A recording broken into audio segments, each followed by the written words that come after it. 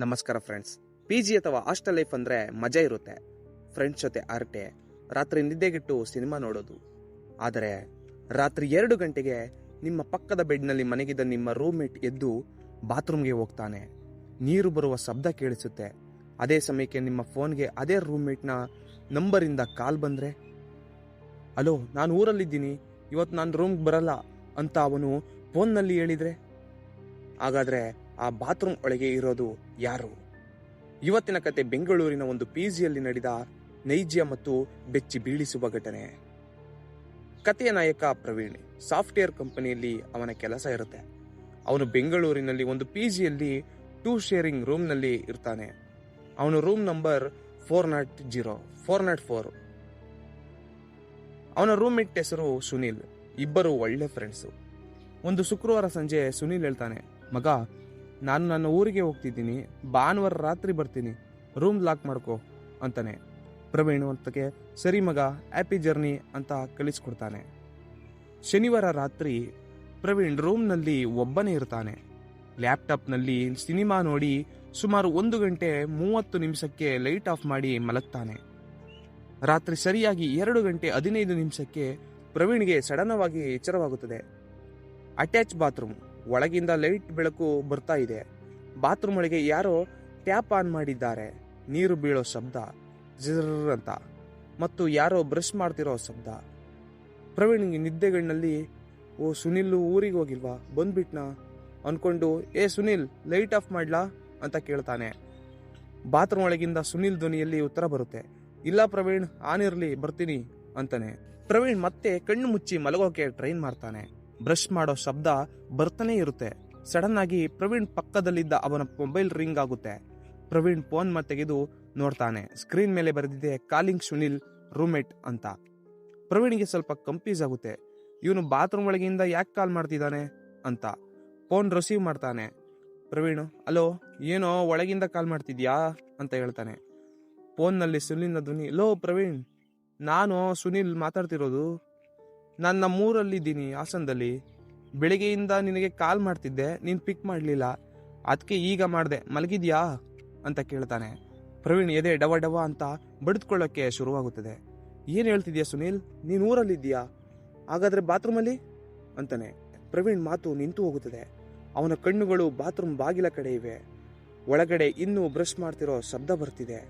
ಫೋನ್ನಲ್ಲಿ ಸುನಿಲ್, ಹಲೋ ಪ್ರವೀಣ್, ಏನಾಯ್ತು ಅಂತ ಕೇಳ್ತಿದ್ದಾನೆ. ಪ್ರವೀಣ್ ನಡುಗುವ ಧ್ವನಿಯಲ್ಲಿ, ಸುನಿಲ್, ಫೋನ್ ಕಟ್ ಮಾಡಬೇಡ, ನನ್ನ ರೂಮ್ ಬಾತ್ರೂಮಲ್ಲಿ ಯಾರೋ ಇದ್ದಾರೆ, ನಿನ್ನ ಧ್ವನಿಯಲ್ಲೇ ಮಾತಾಡಿದ್ರು ಅಂತಾನೆ. ಸುನಿಲ್ ಅದಕ್ಕೆ, ತಮಾಷೆ ಮಾಡಬೇಡ, ಹೋಗಿ ನೋಡು ಅಂತಾನೆ. ಪ್ರವೀಣ್ಗೆ ಬೆವರು ಸುರಿಯುತ್ತಿದೆ. ಫೋನ್ ಕೈಯಲ್ಲಿ ಇದೆ. ಬಾತ್ರೂಮ್ ಒಳಗೆ ಬ್ರಷ್ ಮಾಡೋ ಶಬ್ದ ಸಡನ್ ಆಗಿ ನಿಂತು ಹೋಗುತ್ತದೆ. ಟ್ಯಾಪ್ ನೀರು ಕೂಡ ಆಫ್ ಆಗುತ್ತೆ. ಪೂರ್ತಿ ಸೈಲೆಂಟ್. ಬಾತ್ರೂಮ್ ಬಾಗಿಲಿನ ಚಿಲಕ ಓಪನ್ ಆಗೋ ಶಬ್ದ, ಕ್ಲಿಕ್ ಅಂತ. ಬಾಗಿಲು ನಿಧಾನವಾಗಿ ತೆರೆಯುತ್ತದೆ. ಒಬ್ಬ ವ್ಯಕ್ತಿ ಟವಲಿಂದ ಮುಖ ಒರೆಸಿಕೊಳ್ಳುತ್ತಾ ಹೊರಗೆ ಬರ್ತಾನೆ. ಪ್ರವೀಣ್ ಭಯದಿಂದ, ಯಾರು ನೀನು ಅಂತ ಕೇಳ್ತಾನೆ. ಆ ವ್ಯಕ್ತಿ ಮುಖದಿಂದ ಟವಲ್ ತೆಗೆಯುತ್ತಾನೆ. ಅದು ಸುನಿಲ್ ಅಲ್ಲ, ಬೇರೆ ಯಾರೂ ಅಲ್ಲ, ಸ್ವತಃ ಪ್ರವೀಣ್. ಪ್ರವೀಣ್ ತನ್ನನ್ನೇ ತಾನು ಎದುರುಗಡೆ ನೋಡಿ ಶಾಕ್ ಆಗ್ತಾನೆ. ಸೇಮ್ ಟು ಸೇಮ್ ಬಟ್ಟೆ, ಸೇಮ್ ಮುಖ. ಎದುರುಗಡೆ ನಿಂತಿದ್ದ ಆ ನಕಲಿ ಪ್ರವೀಣ್ ವಿಕಾರವಾಗಿ ನಗುತ್ತಾನೆ. ಪ್ರವೀಣಿಗೆ ಈಗ ಅರ್ಥವಾಗುತ್ತದೆ.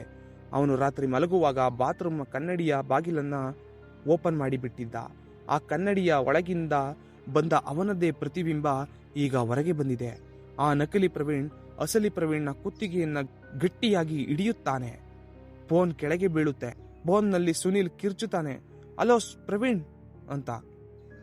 ನಕಲಿ ಪ್ರವೀಣ್ ಕಿವಿಯಲ್ಲಿ ಪಿಸುಗುಟ್ಟುತ್ತದೆ, ಇಷ್ಟು ದಿನ ನಾನು ಆ ಕನ್ನಡಿ ಒಳಗೆ ಸೇರಿಕೊಂಡು ನಿನ್ನನ್ನು ನೋಡ್ತಿದ್ದೆ, ಈಗ ನಿನ್ನ ಸರದಿ, ಹೋಗು ಒಳಗೆ ಅಂತದೆ. ಅವನು ಅಸಲಿ ಪ್ರವೀಣ್ನ ಎಳೆದುಕೊಂಡು ಹೋಗಿ ಕನ್ನಡಿಯ ಒಳಗೆ ದೂಡುತ್ತಾನೆ. ಡಮಾರ್. ಬಾತ್ರೂಮ್ ಲೈಟ್ ಆಫ್ ಆಗುತ್ತದೆ. ಸೋಮವಾರ ಬೆಳಿಗ್ಗೆ ಊರಿನಿಂದ ಸುನಿಲ್ ವಾಪಸ್ ಬರ್ತಾನೆ. ರೂಮ್ ಬಾಗಿಲು ಓಪನ್ ಮಾಡ್ತಾನೆ. ಪ್ರವೀಣ್ ರೆಡಿಯಾಗಿ ಲ್ಯಾಪ್ಟಾಪ್ ಬ್ಯಾಗ್ ಹಾಕಿಕೊಂಡು ಆಫೀಸ್ಗೆ ಹೊರಟಿದ್ದಾನೆ. ಸುನಿಲ್ ಹೇಳ್ತಾನೆ, ಲೋ ಪ್ರವೀಣ್, ಶನಿವಾರ ರಾತ್ರಿ ಏನೋ ಆಯ್ತು ಅಂತ ಫೋನ್ನಲ್ಲಿ ಎದುರಿಸ್ತಿದೆ, ಏನಾಯ್ತು ಅಂತಾನೆ. ಪ್ರವೀಣ್ ಸುನಿಲ್ ಕಡೆ ನೋಡಿ ಒಂದು ವಿಚಿತ್ರವಾದ ಸ್ಮೈಲ್ ಕೊಡ್ತಾನೆ. ಪ್ರವೀಣ್ ಹೇಳ್ತಾನೆ, ಏನಿಲ್ಲ ಮಗ, ಸುಮ್ಮನೆ ನಿದ್ದೆಗಣ್ಣಲ್ಲಿ ಫ್ರ್ಯಾಂಕ್ ಮಾಡಿದೆ, ನಡಿ ಆಫೀಸ್ಗೆ ಹೋಗೋಣ ಅಂತಾನೆ. ಅವರಿಬ್ಬರು ರೂಮಿಂದ ಹೊರಗೆ ಹೋಗಿ ಬಾಗಿಲು ಲಾಕ್ ಮಾಡ್ತಾರೆ. ಆದರೆ ಆ ರೂಮ್ನ ಬಾತ್ರೂಮ್ ಒಳಗಿರುವ ಕನ್ನಡಿಯೊಳಗೆ ಅಸಲಿ ಪ್ರವೀಣ್ ಬಲೆಗೆ ಬಿದ್ದಿದ್ದಾನೆ. ಅವನು ಗಾಜಿನ ಮೇಲೆ ಒಡೆದುಕೊಂಡು ಕಿರುಚುತ್ತಿದ್ದಾನೆ.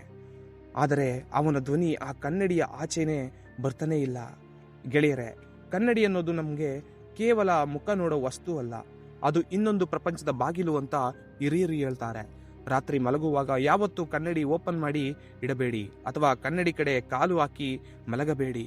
ಯಾಕೆಂದರೆ ಕನ್ನಡಿಯೊಳಗಿನ ನಿಮ್ಮ ಪ್ರತಿಬಿಂಬ ನೀವು ಮಲಗಿದ್ದಾಗಲೂ ನಿಮ್ಮನ್ನೇ ನೋಡ್ತಿರಬಹುದು.